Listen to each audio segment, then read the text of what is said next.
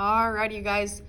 So today is actually a review day for you. So that means that next class, whenever that class may be, the due date for this assignment is October 6th, but we're supposed to be coming back to school and the schedule might look a little bit different. So whenever we have our next class, that will be your test.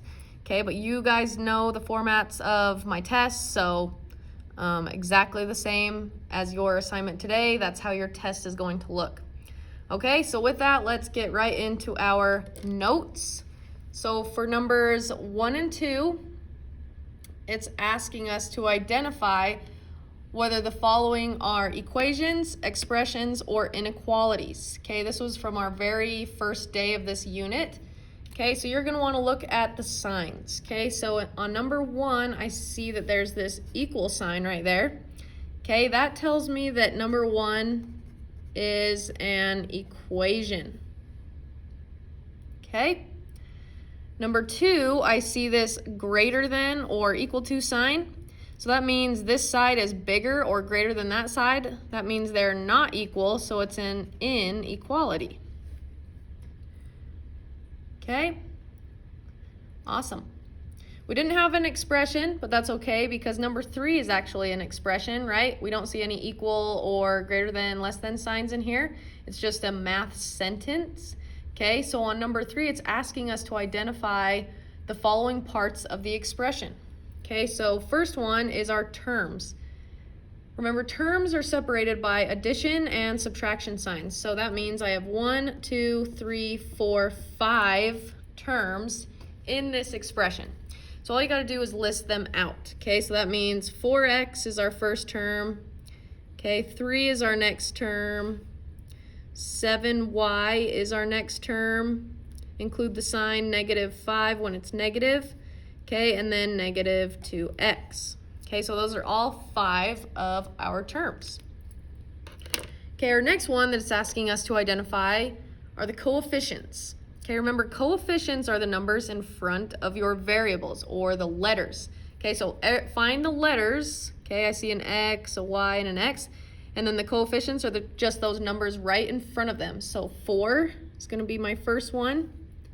7 is going to be my next one. And then -2 is my last one. Alrighty. Okay, so the next one I have constants. So constants are just, actually let me underline coefficients so we know where we got those. 4, 7, -2. Okay.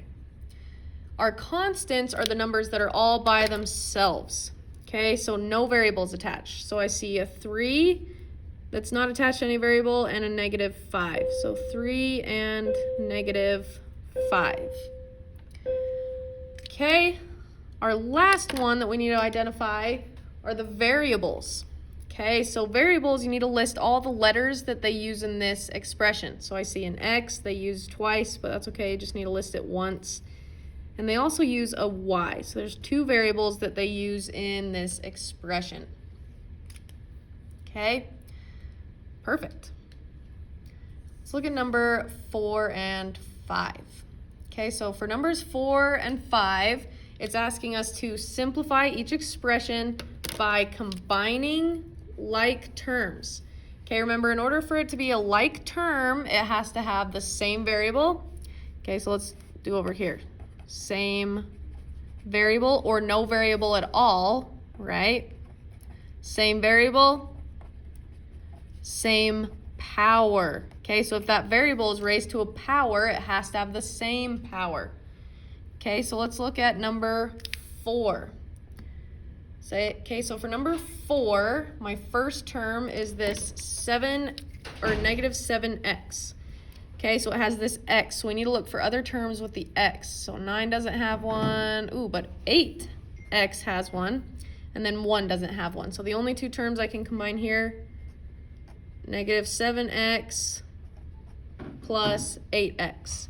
Okay, so -7 plus 8, we're like, we owe somebody $7, you give them $8, you gave them $1 extra. So now we're at +1, but because it's the 1, I don't have to write that in front of my x, okay? Awesome. My next term is just a constant, right? It's just a number with no variable, so 9. So I'm looking for another constant, and there's 1. Okay, so 9 plus 1 is going to give me 10. Okay, so we have both pieces of our simplified expression, so we can just put them together. We have an x and then a positive, so plus 10. And there is our simplified expression. Okay, let's look at number 5.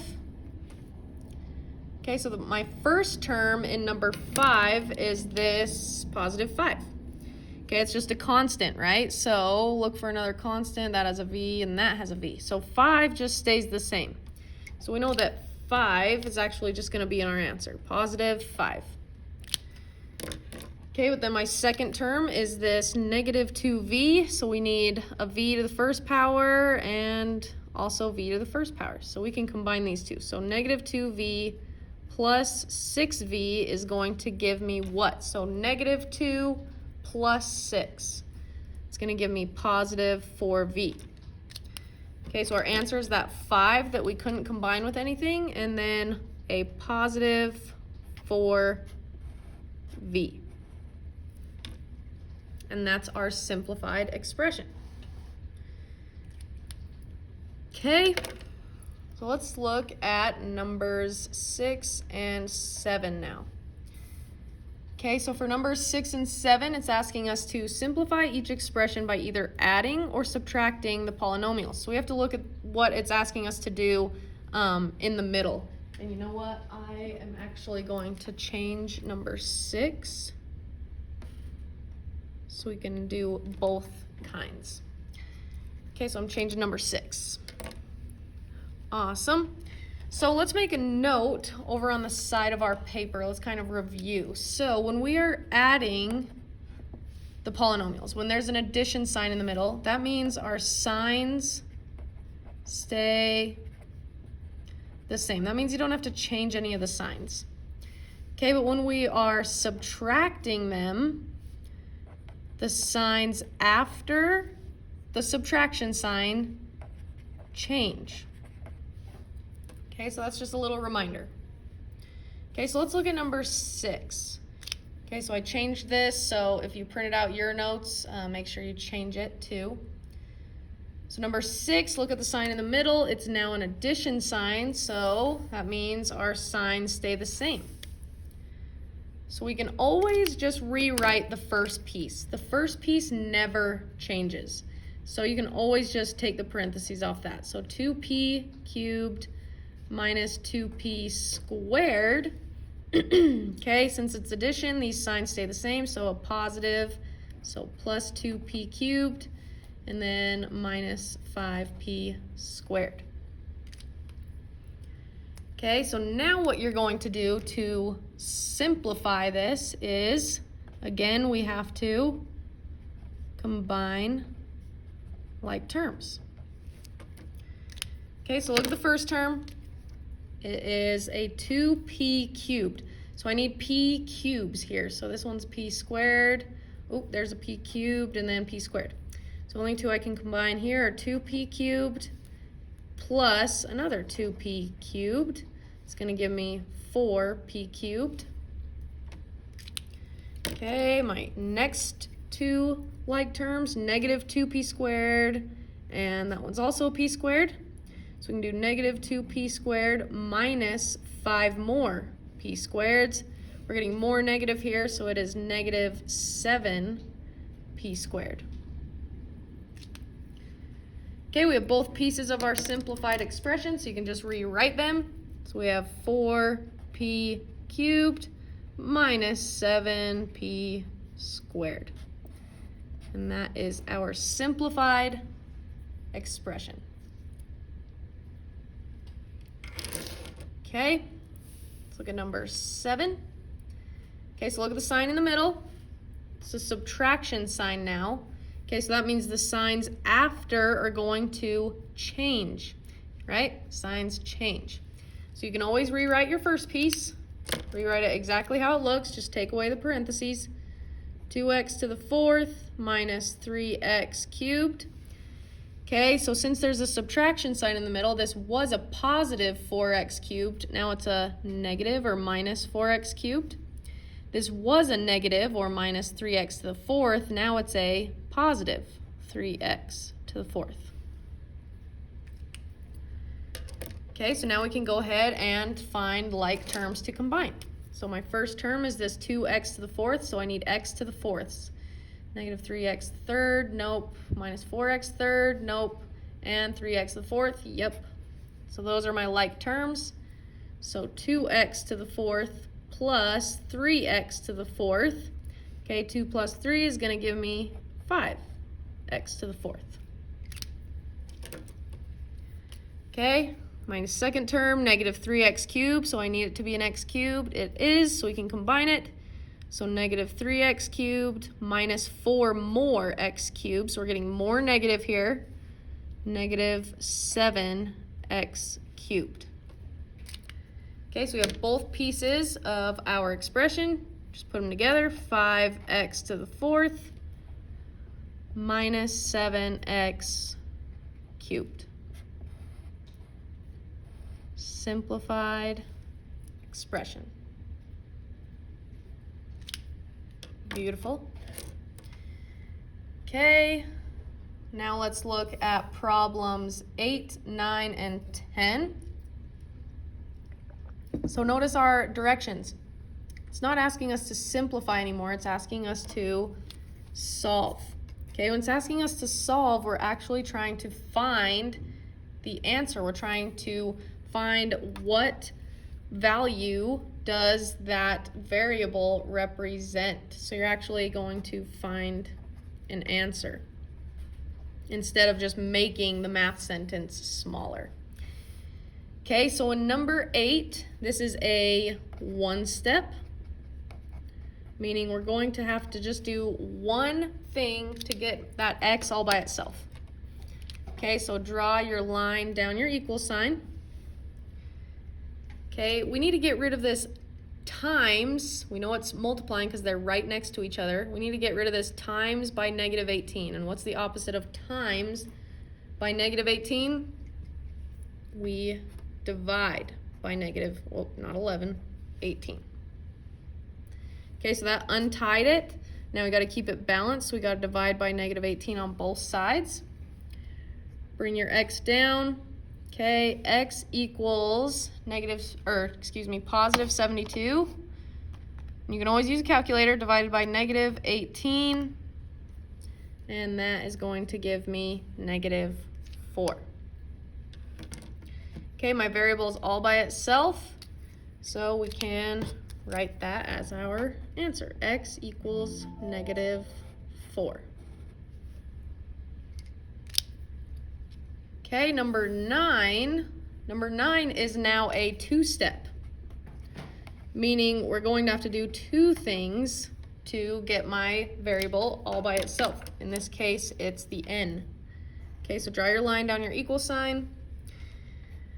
So I have this negative that's right in front or right next to my n, and then I have minus 10. So you want to get rid of the thing that's farthest away from it. So since this negative's right connected to it, we need to get rid of the negative 10. So what is the opposite of minus 10?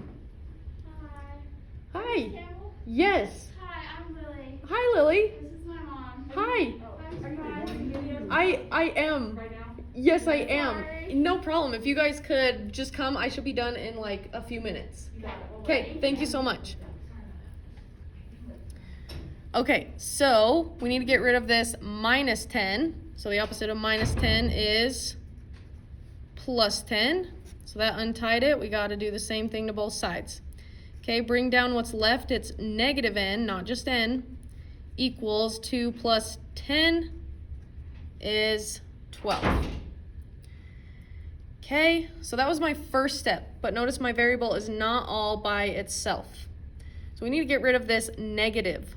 Okay, what this is actually saying is negative 1 times n.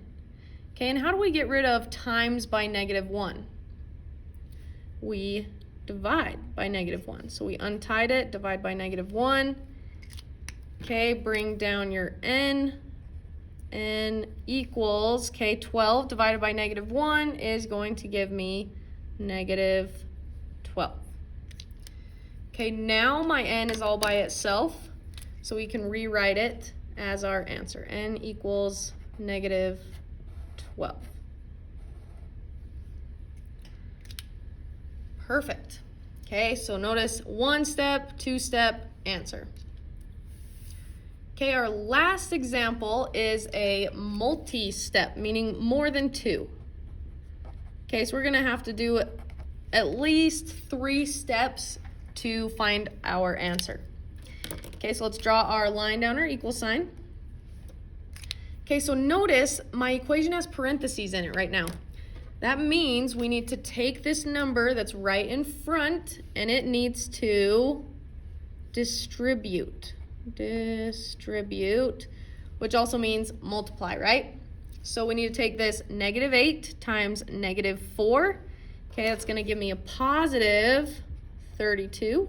Negative times a negative. Okay, then negative 8 times p is negative 8p. Okay, we get equals 96. We haven't done anything with, but we got rid of our parentheses. That was our first step. So now we can go ahead and start getting rid of things. So I have this negative 8 that's right next to my p. It's probably the closest. It is the closest. And then the 32. So I need to get rid of this 32. Okay, this is a positive 32. So how do I get rid of a positive 32? We subtract 32. Okay, gotta do the same thing to both sides. Okay, bring down what's left. Okay, 96 minus 32 is going to give you 64. Okay, we're not done because this negative 8 is still attached to my p. So what is the opposite of times by negative 8? We divide by negative 8. Do the same thing to both sides. We get p equals 64 divided by a negative 8 is going to give you negative 8. Okay, your variable, your p is all by itself, so you can go ahead and write that as your answer. So p equals negative 8. Beautiful. I apologize for that interruption. Hopefully, if you're choosing to fill these notes out, that's awesome because I am still going to let you use all of your notes on the test. Okay, so whenever class is supposed to be next time, that will be when your test is. Okay, you guys are awesome.